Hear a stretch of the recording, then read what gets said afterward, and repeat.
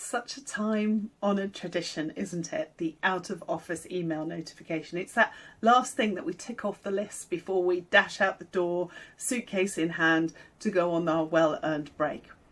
And we somehow hope that putting this out of office will reduce the mountain of email that we know we're going to get when we return.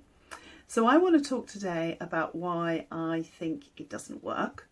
I want to give you a little tip that I use with the senior managers, senior leaders and teams that I work with, and they tell me it helps, so I want to share that with you. And at the end of the video, I want to give you a little tip that might help ease the horror that we can experience when we get back from that well-earned break.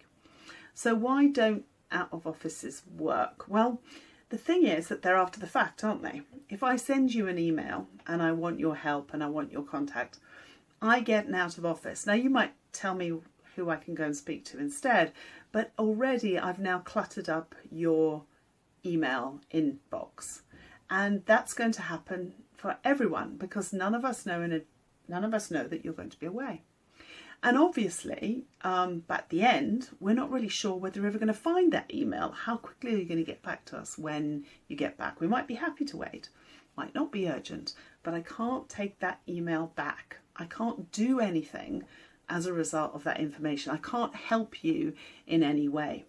And so what I suggest instead is that you start 2 or 3 weeks before you go away. It depends on your business life cycle. It depends on projects that are going, all sorts of things. But at least 2 or 3 weeks before you go away, change the signature on your emails and tell people that you're going to be away.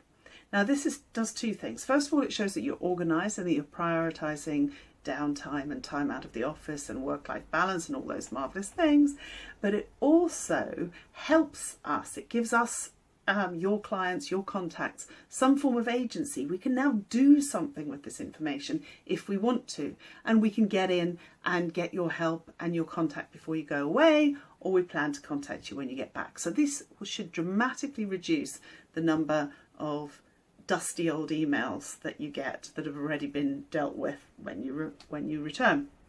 Now that doesn't mean that you don't have an out of office at all, but it makes it easier for you to do I'm going to delete all the emails that have arrived in my inbox while I'm away. It sounds terrible, but it's a very brave thing to do, and it really does train people that you need downtime. And as for coming back and those first few days, which are so awful, you're often tired because you're jet lagged or the plane was late and delayed, you're missing the beach or the mountains or wherever you've been.